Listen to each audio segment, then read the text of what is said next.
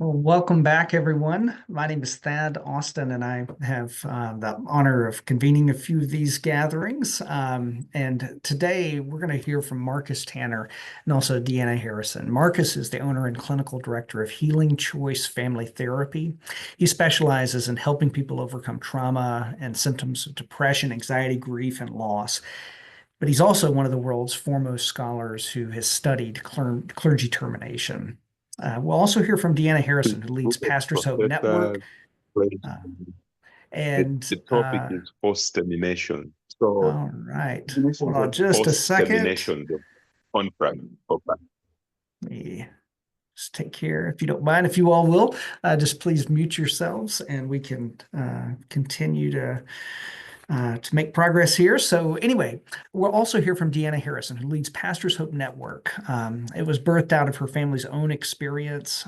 Pastors Hope Network is a nonprofit organization supporting displaced or terminated pastors as they seek God's healing and direction. So they will be presenting on what we know from the existing research about toxic congregations and also forced termination. And so to get things started, I'll just simply say welcome, and we look forward to your presentation. So I'll turn things over to Marcus.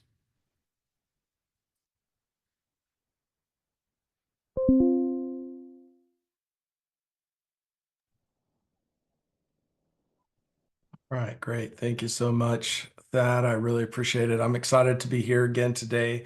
Deanna and I are sharing some work that we did at the last conference here in our design lab. So I'm excited to talk a little bit about what we know about forced termination, and then Deanna will come along and talk a little bit about what we talked about in terms of what are some of the problems that we see and some potential solutions that we came up with during our design lab.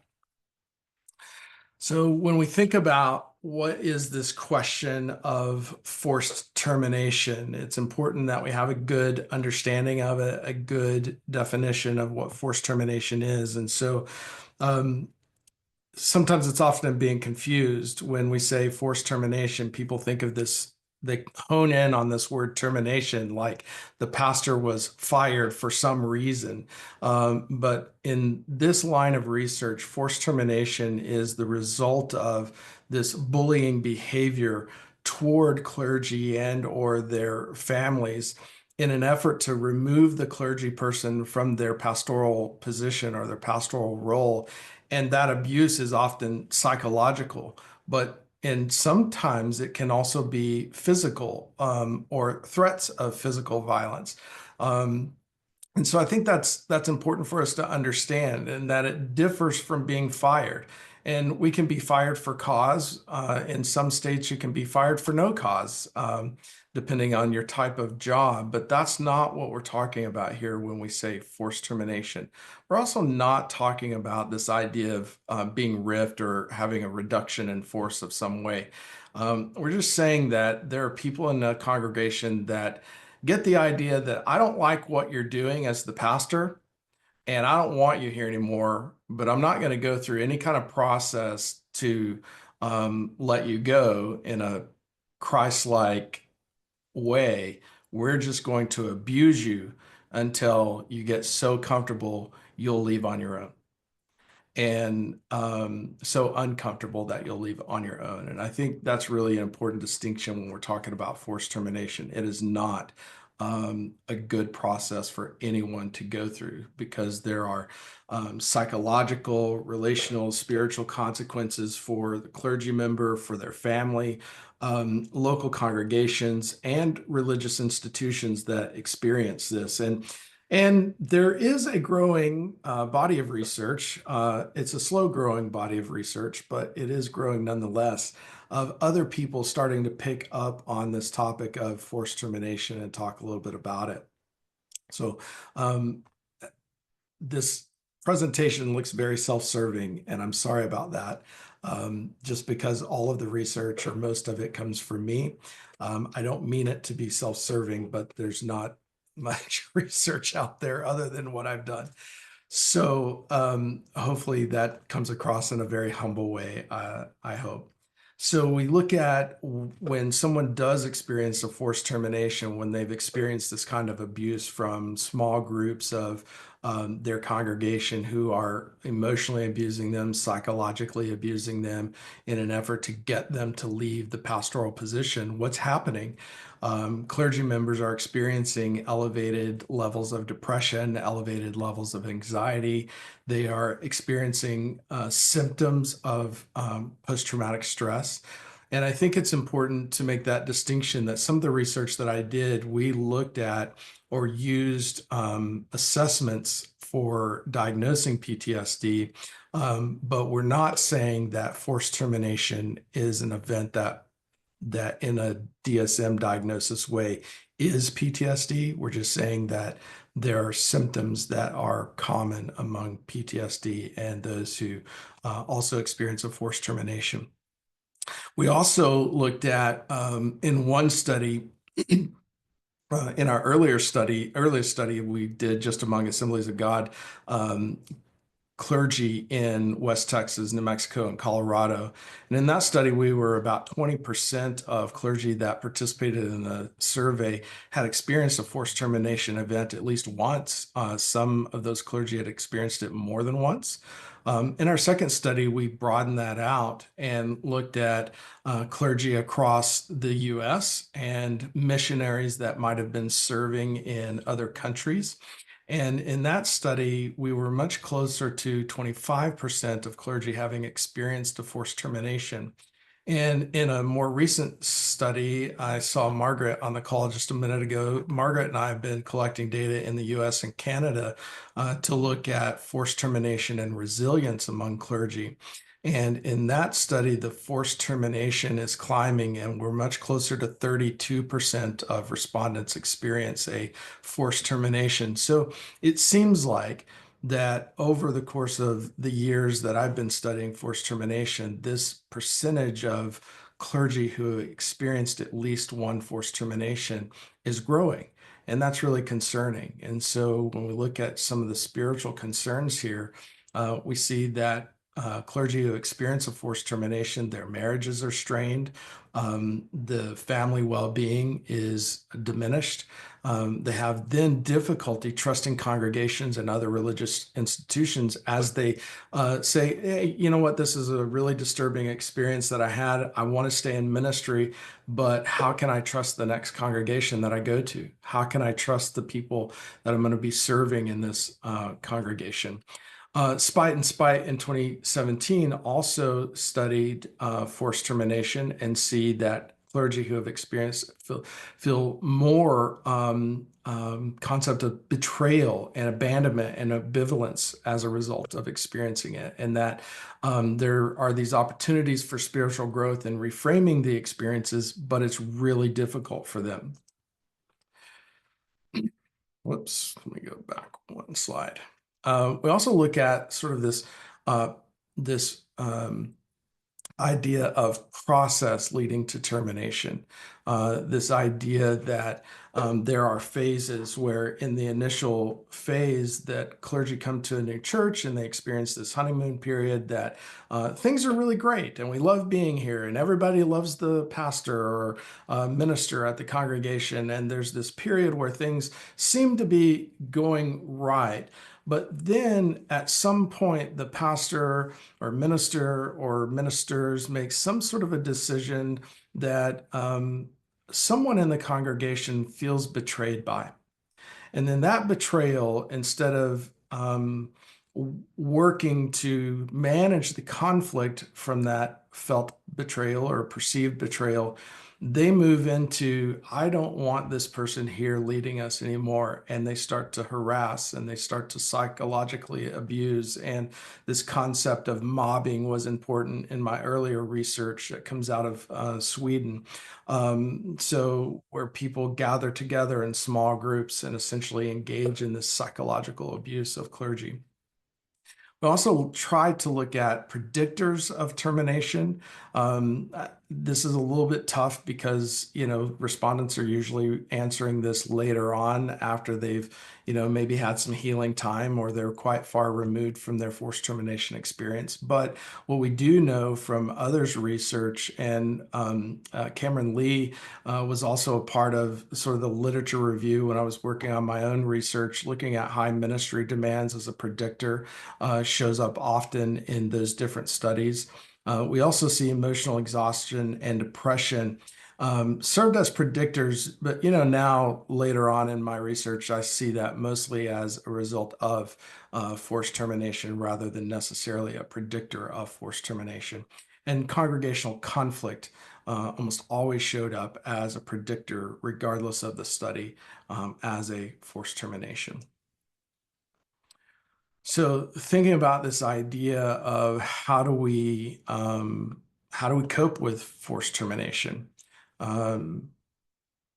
Spite and Spite came up with this idea that many clergy reported turning to activities that would help them sort of process what they were experiencing. So some physical activities like gardening or engaging in supportive relationships. And I think in some ways, Margaret and I's research is bearing some of this out as true for clergy who have experienced forced termination or other difficult experiences in their church. This idea of becoming involved in practical things was very helpful. What was not very helpful for clergy who had experienced forced termination was this perceived or real lack of support and understanding from family, friends, other clergy people, and their denomination. And I think in part that goes back to helping people understand what a forced termination actually is and why it's so damaging and why it's so devastating. Other people don't quite understand it. I often say when I'm talking about this subject that, if I'm working at McDonald's and I get fired for whatever reason, doesn't really matter. I'm going to go to Burger King and I'm going to get another job and I'm going to work there. Or if I get fired from Walmart, I'm going to go down the street, get a job at Target. But you can't do that in a church. When you experience a termination, whether it's for cause or you've gone through the psychological bullying that happens with a forced termination, you don't just leave this church on the corner of First and Main and go down to the church at Third and Main. It doesn't work like that. And clergy often spend 6 months or longer without a position of any kind. And so that also has its own set of outcomes and difficulties that come with experiencing a forced termination. Not only have I had all this emotional, psychological abuse, but now I'm without a ministry position. I may be without any finances coming in, and that has impact for my family, for everything. If we don't have a whole lot of churches in the U.S. anymore that have a parsonage or a church-owned home for the pastor to stay in, but some churches still do. And if the pastor is living in a parsonage, they've lost their home. They've lost their home. They've lost their job. They've lost financial support. They've lost their social support. They've lost their friends. The loss is extreme, immense, and it's an incredibly challenging place to be and experience to deal with. So I just wanted to kind of give you guys an overview of some of the things that come out of the research, some of the things that we talked about in our design lab. And I think we're heading over to another breakout session to talk a little bit about this idea of forced termination. So with that, I'll turn it back over to you. Right. All right. So as you're heading out into your breakout rooms, I'd like for you to discuss what's standing out to you thus far in today's presentation. So what's standing out to you thus far?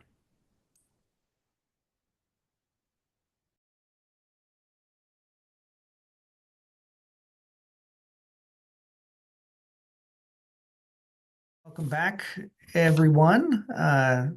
Hope you had some great conversation. We're going to turn over the conversation now to Deanna Harrison to talk a little bit about some of the conversation that was part of the Common Table Global Gathering. But I did want to mention to you all that we're going to have opportunity for Q&A and for some dialogue and conversation with our presenters. So if there is anything that's coming to mind that you're interested in, that you want to ask about, that you want to hear more about, feel free to pop that into the chat, or when it comes time, you can use the raise hand function as well. So I'll turn things over now to Deanna Harrison. Great, thank you, Thad.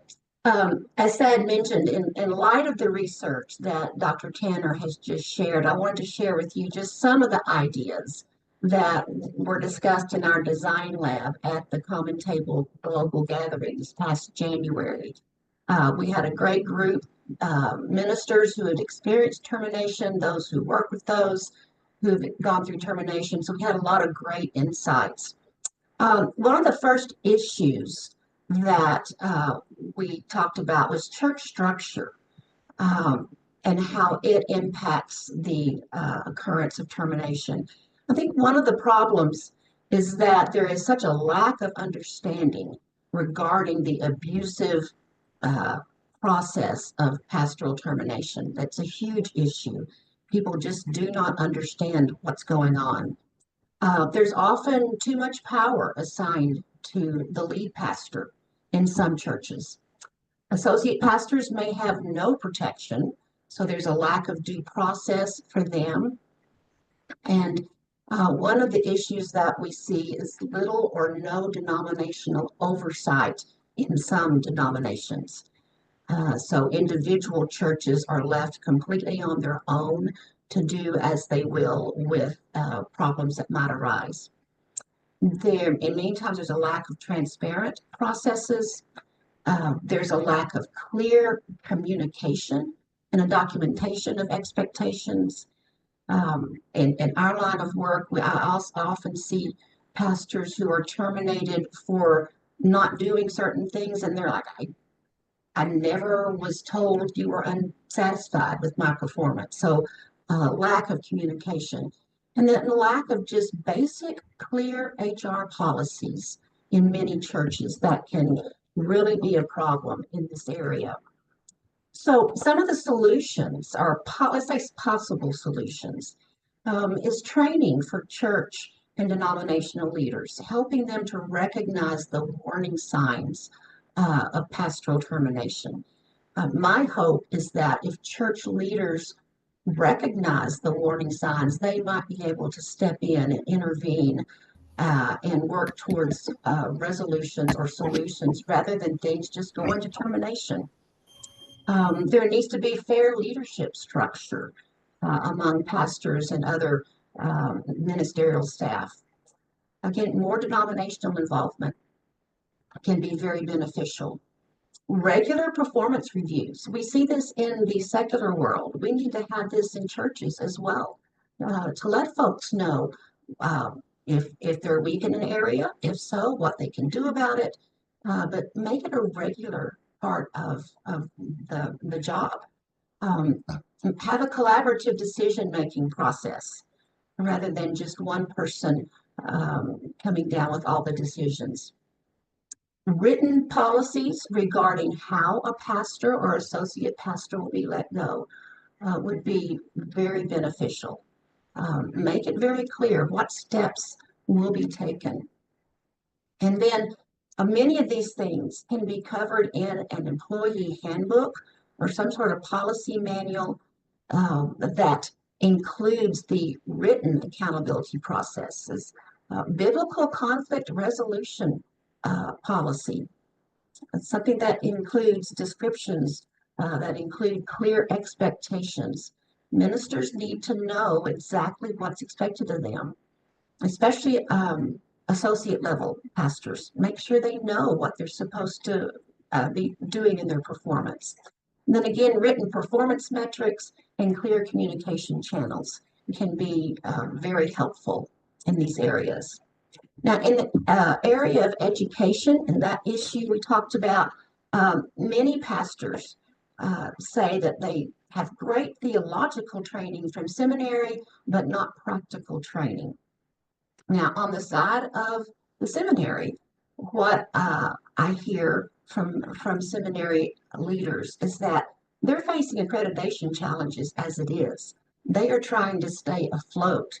And so it'd be very costly to add courses to what they already are requiring of students. But many pastors need help in staff management, budget and financial management. They may need help in strategic planning and communication strategies and crisis management. These are things that pastors may need help in. So as we look at possible solutions to the issue of education, one thing we can do is integrate practical skills into existing curriculum. Marcus, there we go. Thank you. And Kyle Isabelli is a pastor in the Chicago area, and he has done this very thing. He is an adjunct professor at Moody Bible Institute in their undergrad program, and he has worked with Moody to revise one of their courses in undergrad. Not add a course, but revise it to include practical skills. So Kyle's done it. It can be done. We just need more of that. Ministers need to prioritize their own continuing education, make it a personal goal. They can utilize free online resources, and there are many, and seek out mentors, trusted friends, professors, seasoned pastors who can mentor them for the long haul, not just on a one issue that comes up. So there are things that pastors can do to help them through difficult times. And then we have the issue of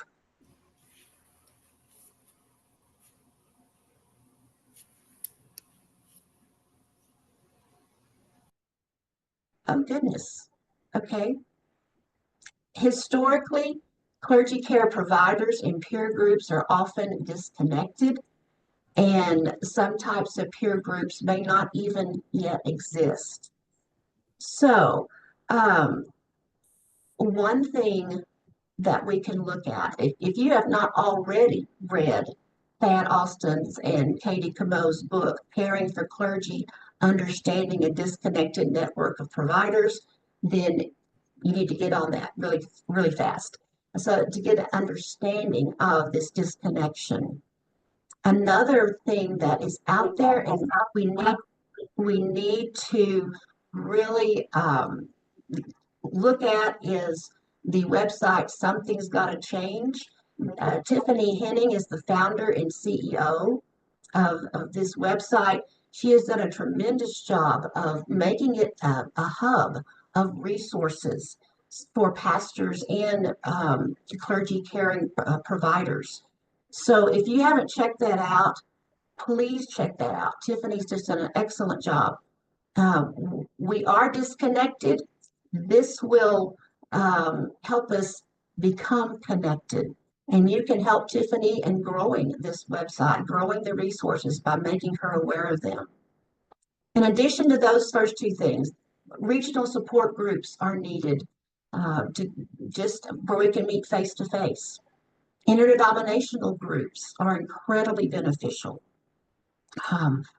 Not just staying in our own little denominational cloud, but our bubble, but to get involved and develop relationships with people of other denominations. We need crisis support networks, mental health resources. We need them that are available and affordable. And then stress management training, just something that we can have from the trainings out there many times. We just need to look for it. And then retreat opportunities, again, make them affordable and available. There are some retreat opportunities that I know of that are completely free. All the pastor needs to do is pay for their travel. So again, these things are out there. We just need to become aware of them and work on our connectedness, which is what Common Table Collaborative is all about. So Thad, I want to give back to you so we can have some question and answer time. Fantastic. All right. Well, let me just get us on here and we'll get started with some Q&A. If you've not had a chance already to pop your question in the chat or use the raise hand function, please feel free to do that. And we'll try to get to as much as we can. I'd like to start things off by asking Marcus. So, we talked about kind of the impact that forced termination has upon the individual religious leader as well as their family. But I'm curious if you can talk a little bit about the impact on the congregational family system. So organizationally, what do we know? Well, I think most of what we know is anecdotal. So there's not research that tells us this. But when you hear people's stories of pastors leaving their congregation and how it affected them, in my practice, I'm privy to a lot of that. And because we travel and speak at churches, I'm privy to a lot of those kinds of anecdotal conversations. And it's incredibly negative for the local congregation where a forced termination takes place. So we often get this idea that congregants are really close to the pastor and or their family members or one or more of their family members. And so when they just up and leave and they don't really know why the pastor and their family are gone, that's hurtful to them. They think, man, I was friends with this person or parts of their family. Why are they gone? And then they might hear parts of the story, but they don't get the whole view of it.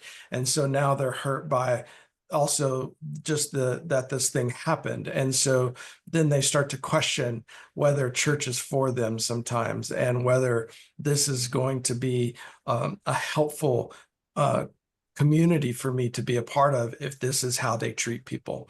And so that's pretty broad and pretty general, but I hear that kind of a common story over and over and over again. Some people get over it, stay in a church and, are able to heal or very resilient in that. Other people stay hurt, become bitter, but stay in the local congregation and become problem people for pastors coming on later on. And then other people leave the congregation and or church altogether as a result of that. Those are sort of the common threads I hear in those stories. That's great. I'd love to bring Cameron Lee into the conversation, both if you have anything on that particular topic of kind of the family system of the congregation, but also if there's anything else you'd like to share or ask.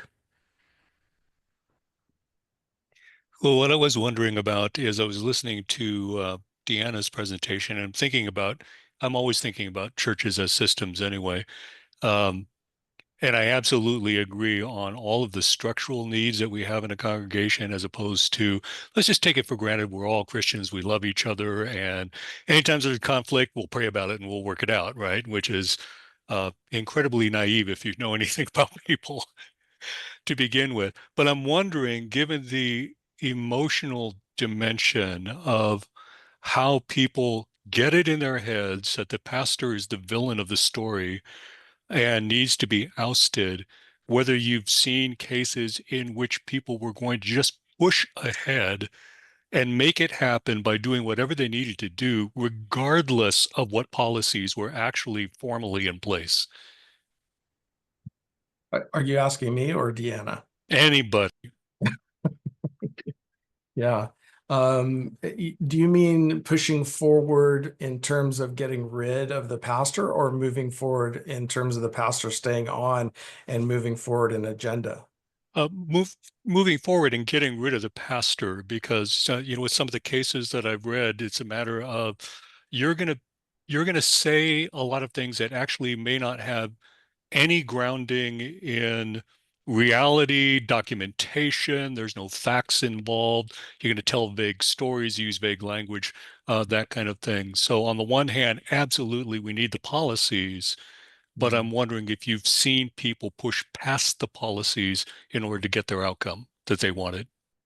Yeah, I'll just say briefly about that real quick. In one of the qualitative studies that I did, we listened to pastors and their wives' stories, or vice versa, pastors and their husbands' stories of that experience. And there's relatively few in number, one or two had a story where there were actual policies in place that didn't matter at all. And they had no recourse. Even in one case where they tried to get the courts involved, in the situation. The courts essentially said this is a religious organization and the courts have no place in this, and so can't do anything. Yeah, go ahead, Deanna. Dr. Lee, I will tell you that is my personal experience. My husband experienced a coup, and the church had bylaws that specified exactly how a pastor would be let go if it came to that. None of that mattered. By the time we knew something was wrong, the coup was so artfully crafted that it didn't matter that there were things in writing, even though we do, as a design lab, dream that would really make a big difference. But in the end, if they choose not to, abide by the bylaws or whatever the handbook says, there really is no recourse for the minister. Great. Thank you so much. I hope that helps, Dr. Lee. Deanna, so your organization does a lot of work trying to help support those that experience this process. What are some of the most common forms of support that you're finding that these ministers are needing or requiring after the forced termination has taken place? Well, one of the top things is counseling. They need somebody, they need professionals that they can talk to really work through their grief, and they're completely disoriented. And that's not just for the pastor or the spouse, it's for the kids too. And so I'm grateful that we have incredible counseling partners that we can connect our clients with. That counseling piece is priceless. Another thing is, Marcus mentioned living in a parsonage. We have one of our newest clients. I said, we've got 6 kids and we have to get out of the parsonage. Well, it's very difficult to unless you have family, you can't just go rent an apartment. You have to be employed to rent, And so it really puts into motion a very difficult spiral of we've got to find employment so we can find a place to live. And it's just very, very detrimental to the minister's family. Another thing is that financial piece. And it's not just, I've got to, put food on the table. When ministers are older, they're looking at their retirement money. And how is, suddenly I've lost my job. How's this going to impact? Do I use my savings? Do I use my retirement to survive? And so having a financial guidance available to pastors who experience termination is very important. You need somebody who is an expert in that financial field rather than, your brother-in-law telling you what to do. So those are 3 of the key pieces that we see. And going with that, the financial piece is obviously finding another job. And many times it's a transitional job, not just another church job, but a transitional in the marketplace kind of job. That's great. Well, thank you so much for sharing that. And then there's a number of questions in the chat. We've got a few folks with raised hands. We'll try to get to as many as we can. But let me start here just because I think it connects with what you were just talking about. So Charlie Blom was saying there are a lot of resources, but pastors don't always seem to be able to find these resources. One piece of encouragement that I would offer is to connect with folks like Deanna who have the clearinghouse. However, Charlie followed up by saying sometimes pastors don't want to seek out or accept help in these situations. And this is a bit of his experience from talking to pastors who've experienced a forced termination. So any kind of guidance or wisdom you might be able to offer related to folks that seem resistant to seeking out help?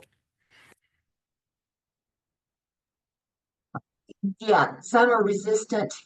Sometimes it just takes them a while. We've had wives reach out to us first, and then it may be later down the road that the husband will accept help. Not sure what the difference is, but they may just have to take time to process what they're experiencing and come to the realization that, yeah, I can't do this on my own. I need support, and to find a place that does understand and will walk alongside them. Marcus, what do you say? Yeah, my comment comes from the therapy room, sitting across from pastors who have experienced this or their family members. And, it takes them a long time to get to this place to admit that they need help, that, you know, I'm not trying to say this is true across the board for everyone, but at least the people that I sit across from in my room, they've grown up in this context, in this culture where we can't seek help from other people. Our help only comes from God. And the only way we get help from God is to pray about it. And so what you hear often, or what I hear often, is this idea, well, I prayed and I prayed and I prayed and I prayed, and nothing changed and nothing happened, and now here I am seeking help from the therapist. And you all have probably heard this little story before of the guy that was in a flood, and his house is flooding, and so he gets on the top of the roof and is praying to God, and this little boat comes by and he says, "Hey man, you need some help?" He goes, No, I've prayed about it. God's going to save me." And a little later on, another boat comes by and he says, "Hey man, you need some help?" He says, "No, I've got it. God heard my prayer. He's going to send somebody to help." And helicopter comes by and says, "Hey, your house is about to be overtaken. Get on this rope ladder." And he goes, No, I've prayed. God's going to help me."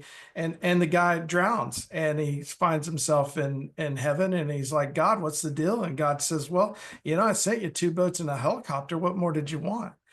And to me, that illustrates what we often find in the therapy room, at least, is that these people are praying for like this miracle that seems intangible, and they can't quite put their finger on it. And really, God all the while is sending them some very tangible help, like therapists, like counselors, like people like Deanna, that actually have organizations that are set up to be a resource, to set up to help people who have had these kinds of experiences. That's really helpful. Marcus, Dave Higgle posted in the chat, said you mentioned about high ministry demands as a predictor of clergy termination.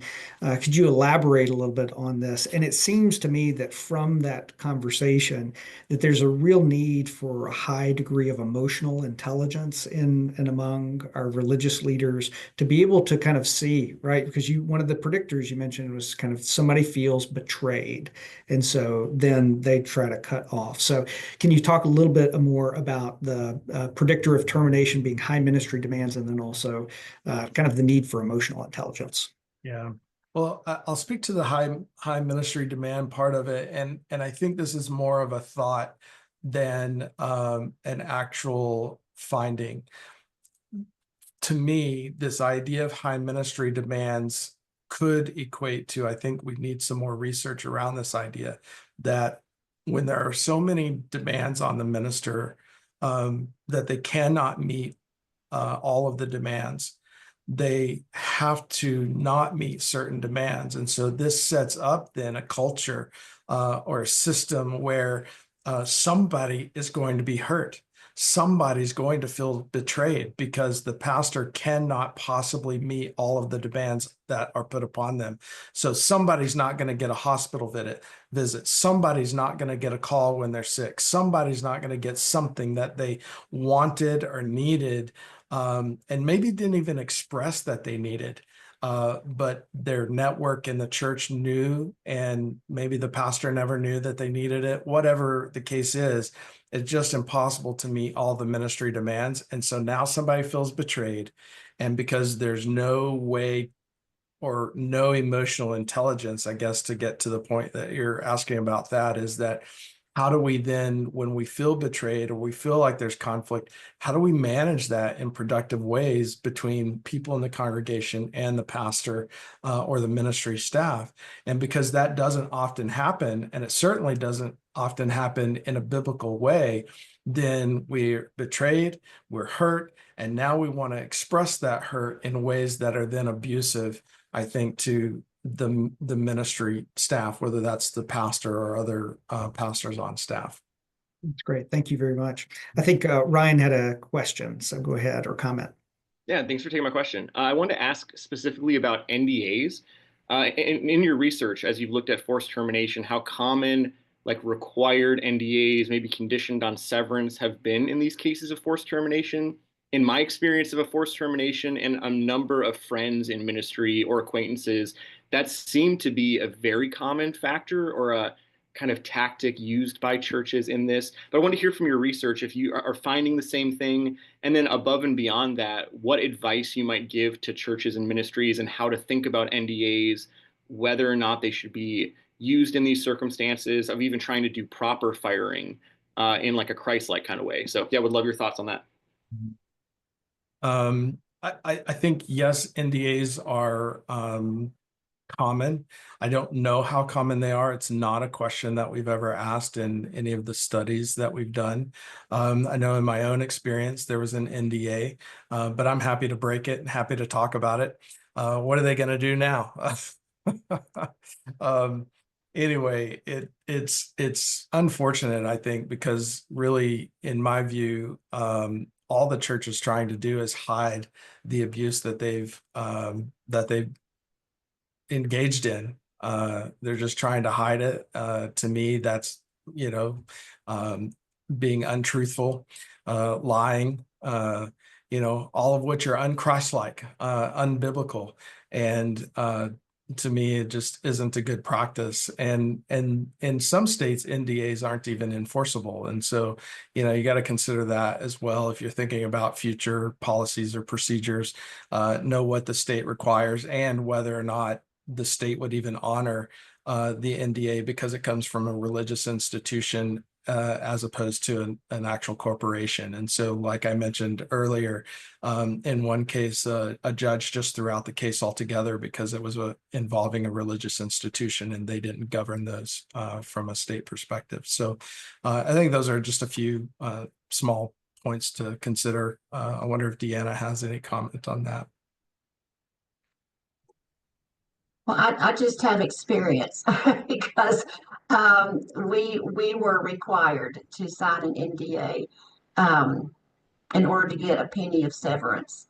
And in our situation, we were just in shock. The whole thing happened so fast. We were in shock, and we had a kid in college and one fresh out of college, and it's like, okay, we'll sign it, because we weren't going to talk to anybody anyway. We had no one to talk to. But I will say, looking back, that's a very traumatic piece of termination, is being forced to sign an NDA to get any severance. Very traumatic. So yeah. Even today, it's been 16 years, I don't trust them. So, you'll never hear me tell the name of the church or the city we were in or anything else. It's just that traumatic of an experience to have to sign an NDA. So Kaylee says there's some newer research regarding the way in which clergy act as attachment figures for congregants, which may help explain why those breaks in relationship when a pastor leaves can be so difficult. And Margaret asked kind of follow-up question there of if there is this lack of research on the topic, what are some of the questions that still need to be answered that Marcus you'd love to see studied, or Deanna that you'd love to see studied? I'll just say one real quickly, is this idea, I think I was mentioning to you earlier, this idea of religious trauma or spiritual abuse. There's a lot of people, it's, sort of getting it out into the common field right now. A lot of people are studying religious trauma, but they're studying that as abuse from the clergy.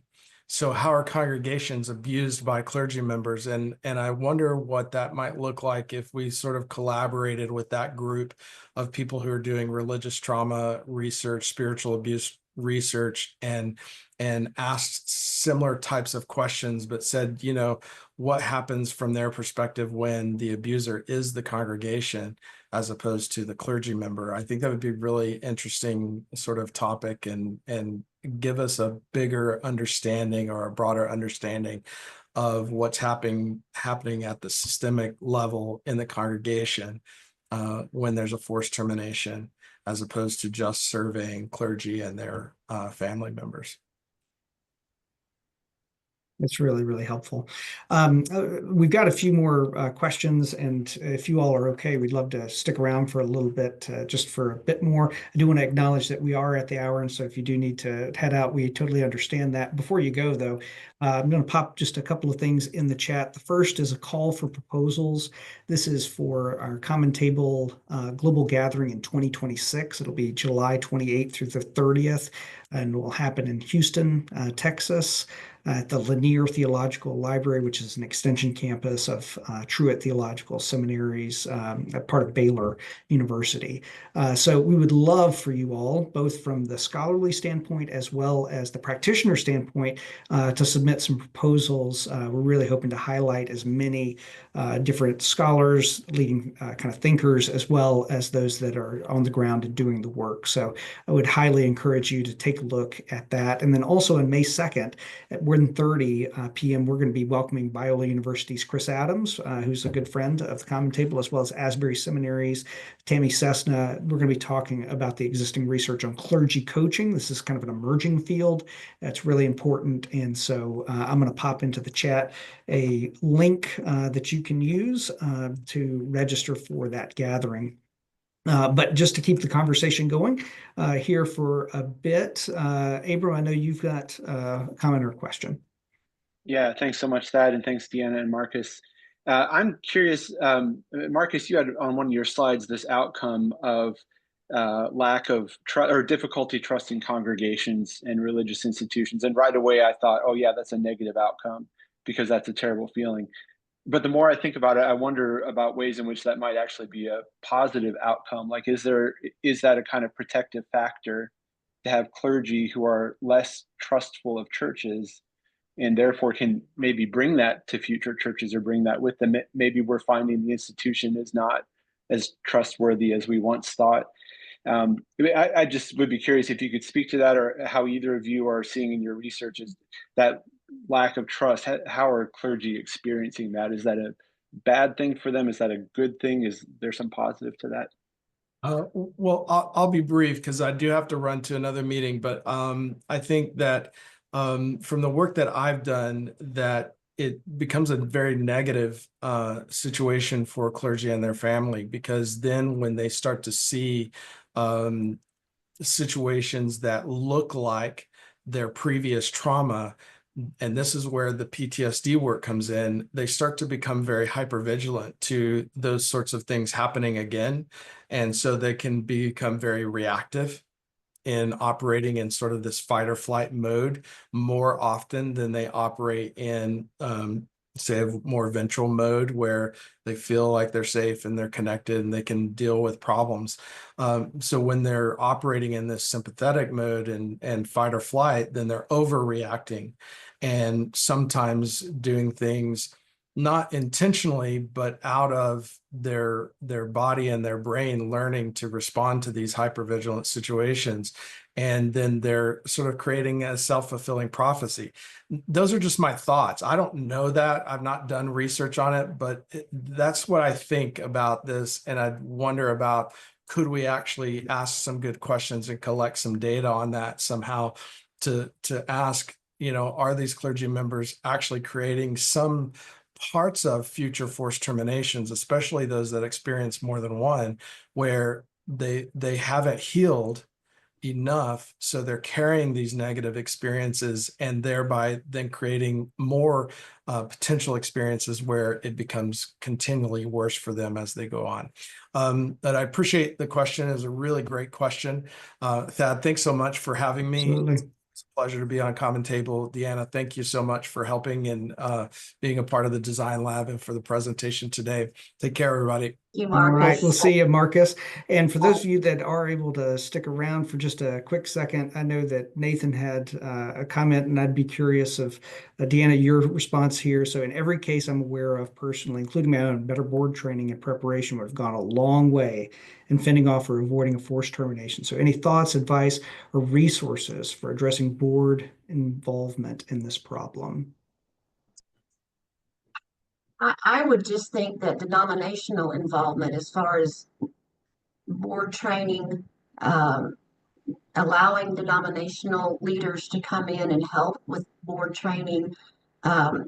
My personal background, as far as my personal denomination, and growing up, many churches did not want any outside people, even denominational leaders, to come in and help them. So there needs to be a humility on the part of the board to say, yeah, we need some training. Yes, bring somebody in to train us. So I don't have any research on that, but I think training is excellent. So more board training could probably go a long way in alleviating Absolutely. some of these situations. Well, and Nathan, I'll just add that so last week we were supposed to have another common table on effective governance, and there are some folks that have been thinking a lot about this. I know that for many, the topic of governance is not the primary kind of thing that gets you up in the morning as you think about clergy well-being or congregational well-being. But hear me on this one. I actually think that if we had proper governance structures in place, that we probably wouldn't have a lot of the other issues that we're seeing, whether it be with religious leaders, their families, the congregation. I mean, if we actually kind of thought deeply and theologically about how we're governed, we have to reschedule that particular gathering, but I do hope that you'll come because I think there'll be some helpful insights for you there. And then Bill, I know that you've got a comment or a question. Love to hear what's on your mind. Yeah, actually, it's a good segue based on this previous line of discussion.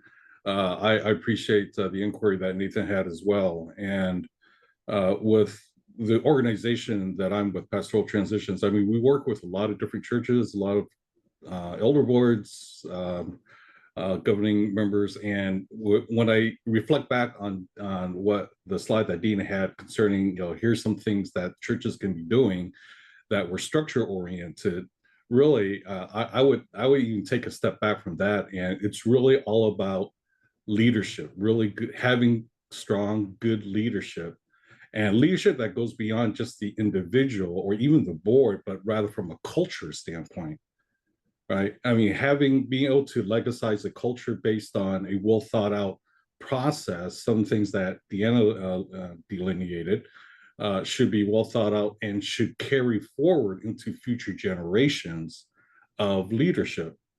So it's not personality based. So the work that we're doing, working with a lot of different churches, denominations, is really focused around building that culture.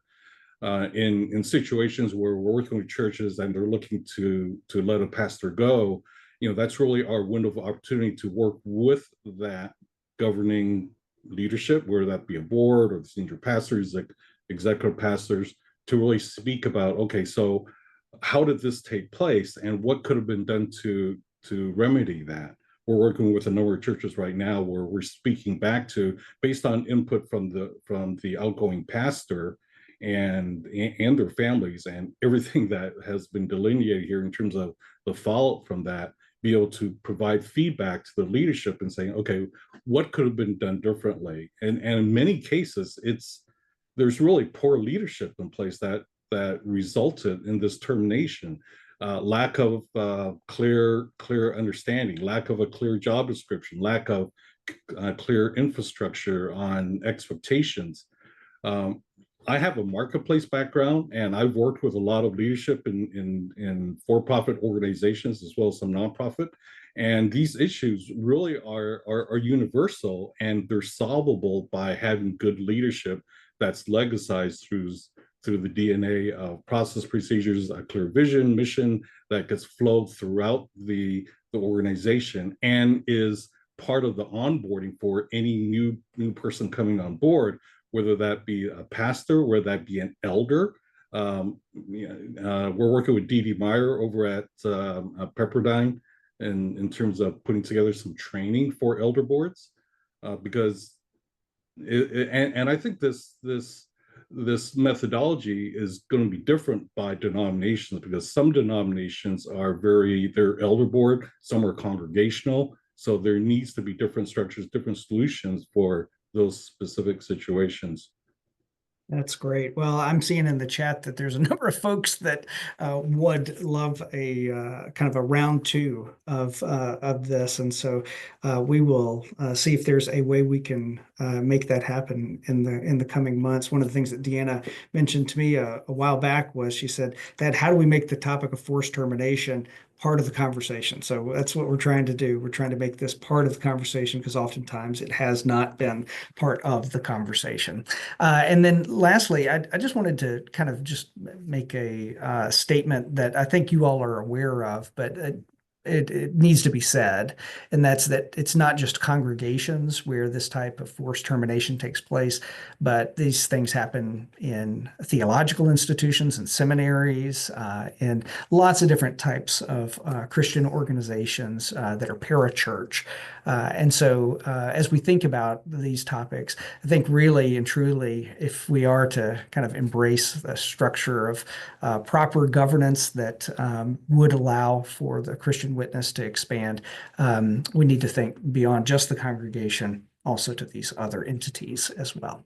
So thank you all so much for joining us today. We'll keep an eye on your email. We'll not only send out the slides and the video of this gathering, but also we'll try to schedule round two for further conversation. So thank you all so much for being here today.